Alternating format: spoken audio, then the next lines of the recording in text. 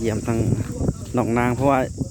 เพื่อนเพิ่นนี้คนมาพี่น้องก็เลยว่าให้น้องนางมาคนเดียวอยู่ที่สบายดีสบายดีซื้อขนมแล้วก็สินงัวมาฝากมาถามเรื่องอ๋ออันนั้นผู้ใดมาอันนั่นในเท่าอ๋อน้องของพ่อเท่าอ๋อน้องของพ่อเท่าคนร้ายอยู่พี่ก็เลยให้น้องนางมาพี่นั่งลงก่อนนั่งลงก่อนถามนี่ถามเรื่องไฟเป็นยังไงเวลานั่งที่นั่งลงทิศเรื่องไฟนะเรื่องไฟเป็นยังไงนะเพิ่นมาเล่งว่านี่เพิ่นว่าแค่ว่าบ่มีจะให้ซ่อให้หาเพิ่นว่านี่แหละเงินเท่าไรยังบ่พอ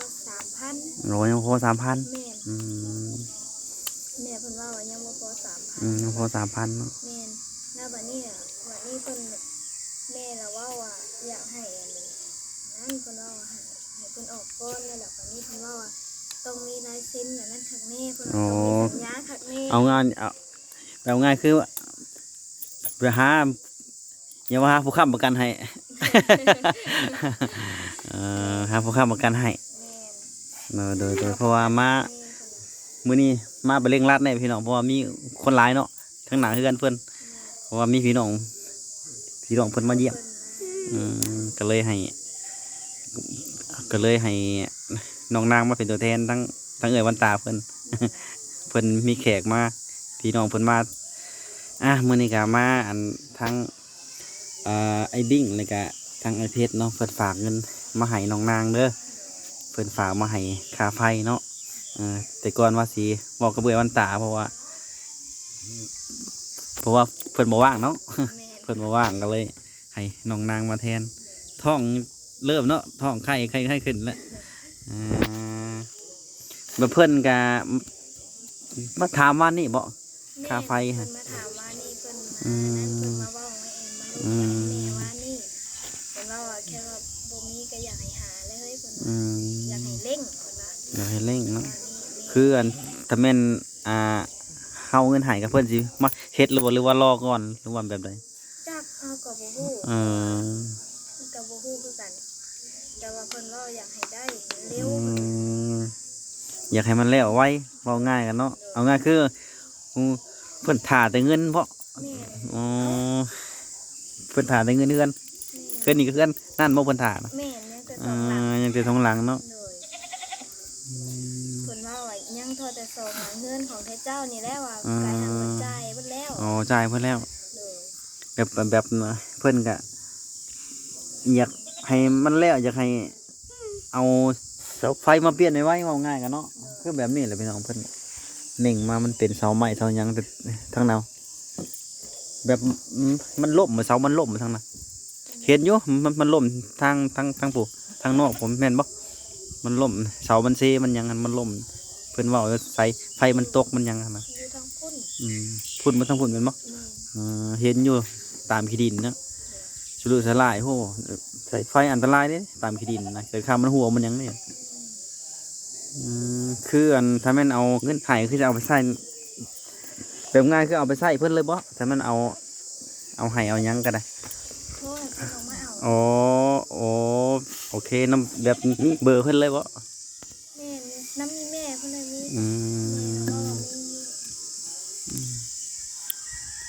พี่น้องมื้อนี้กะบ่มานกะได้มาเป็นสะพานบุญให้ทั้งน้องนางแล้วก็ทั้งผู้รักผู้ใหญ่เพื่อนเนาะที่ฝากเงินมาให้ทั้งน้องนางทั้งครอบครัวของเอ๋ยวันตาเพื่อนสีเฮือนยังเจียมอยู่สีเฮือนไฟเนาะขีดลิ่นเนี่ยวันทิศบ่นี่ฮะ2 ตัวนี่บ่เป็นตะเคาะมือเท่เฮ้ย2 ตัวนี่นะบ่เห็นเพราะแต่วันขี้สีแบบสียังบ่จืดเนาะสียังคักเลยสีมันยังดำทุ่มเพื่อเอาอยู่สีอยากได้สีแดงครับแน่สีแดงบ่ยังสีแดงนั่งดีน่ะเต็งซื้อขนมมาฝากเลยเด้อเงินกะเป็นเงินทางอันไอ้ดิ่งนี่กะไอ้เพชรเพิ่นเนาะเป็นเงินกะ3,000เนาะใช่บ่เอาไว้เติมน้ำมันกับย่างนั้นอันนั้นเราจะย่างเมื่อดอกบ่เนี่ยผมมีเงินเติมน้ำมันเป็นย่างเมื่อรถพี่อันนั้นเป็นเงินทางฉันเอาไว้ให้บักคิดมันขับรถเป็ดไอ้ดิ่ง แล้วก็ไอเพชรเพิ่นเนาะเพิ่นได้มาให้ฝากมาให้ แบ่ง ให้ ให้ น้อง ก็ นางแบ่งให้นี่ แบ่งให้ได้เอาไว้ใส่ค่าไฟเฮ้ย ตัวอยู่ในถุงใจ ว้าวไปแล้วบนนะขอบคุณด้วยน้องนาง ก็ขอบคุณพ่อกับแม่หลายๆเด้อก่อนพ่อกับแม่ดีๆมีแห้งคิดสิ่งใดก่อยได้สิ่งนั้นพ่อกับแม่เอามาให้ลูกคนใดก่อยกลับคืนหาพ่อกับแม่ร้อยเท่าพันเท่าเด้อค่ะ สาธุการเดียวสิบอกเพื่อนให้กันยังมีแต่ได้เงินมากกันมีแต่ให้โทรเพิ่นมาเอามันแล้วเด้อ โดย มันแล้วมันทั่วแล้วทั่วก็ค่อยว่ากันไม่มีหยังก็ได้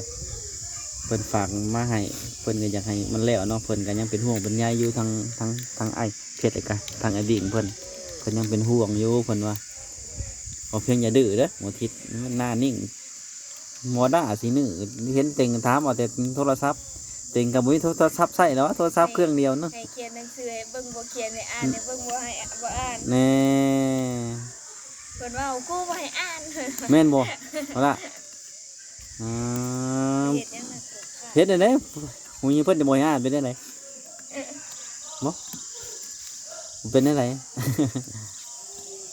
บ่แม่นย่าไปแล้วบ่โรงเรียนละ 3 ทิศนี่นะ 3 ทิศแล้วบ่ได้ไป เพิ่นญาติ อืม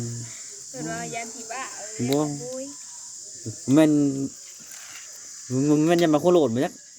ฮะบ่ได้สงสัยอยู่แม่นบ่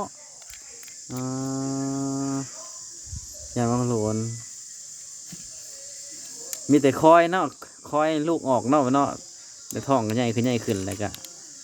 ตัวก็รักษาเจ้าของแล้วตัวก็ได้ สิเป็นแม่คนเลยเด้ดูแลเจ้าของแล้วอันนี้ผัวกับมาบ่ผัว หากนมา อืม เพิ่นพาแม่ย่าไปแจกที่บ้านกลางน้อย อืมเพิ่นก็เที่ยวไปเที่ยวมาเนาะแม่กันเนาะผัวก็ได้เอาอีเมื่อไรเพิ่นสิเมื่ออีกบัดนี้ผัวบัดนี้ ย่าบ่ได้เมื่อไรหาตัดพื้น โอ้อยู่ จนเฒ่า แม่น แม่จนเท่าย่าโทรมาว่าให้พาไปเวียกคนละจังได้แต่บ่มีเวียกอ่ะให้หาตัดพื้นไว้ หาฟื้นหาน้ำมันนี่บ่นะหาที่ทางไหน ตัดเอาไม้จิกแล้วก็ไม้หว่าไม้ข้อแถวนั้ อ๋ น อแถวนี้เนาะมีเนาะไม่เนาะตัดเอาแล้วแหละ ให้นี่ ฮ้อนไว้ ดื้อไผสิให้ อืม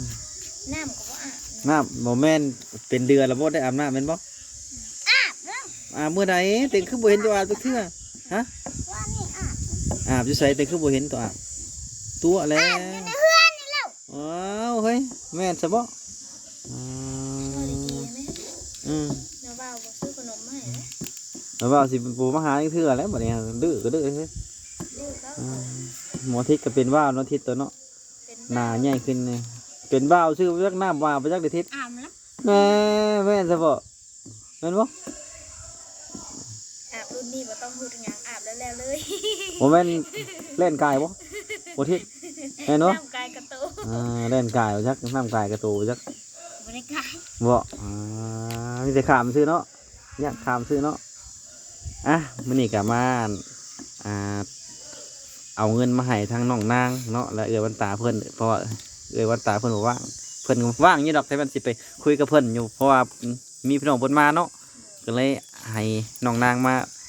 เป็นผู้รับเงินเนาะจากทางเอ้ยบิ่งกับไอ้เพชรเพิ่นฝากมาให้เบ้าเอามาให้ทั้ง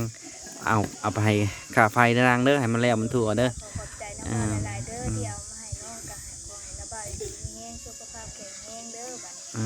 คิดสิ่งใดขอให้ได้สิ่งนั้นเด้อบัดนี้ สาธุอยากแข็งแห้งอยู่วันจันทร์นี่ก็สิไปกันหาหมออยู่เบ้านี่ก็ได้ จังไรก็แข็งแรงแหละ ปวดท้องปวดไส้อยู่สำหรับที่นี่ก็อยู่ดีไม่แห้งเนาะลูกหลานทุกคนกะเดี๋ยวมือหนามือในเด้อเดี๋ยวเบ้าสิมาหลีดน้ำไม้เด้อสำหรับมื้อนี้ไปเลยเด้อบ๊ายบายทิศบ๊ายบายนะบ๊ายบายพี่น้องไปแหละพี่น้องเดี๋ยวมือหนาสิมาหาเพิ่นใหม่เนาะมีหยังก็ได้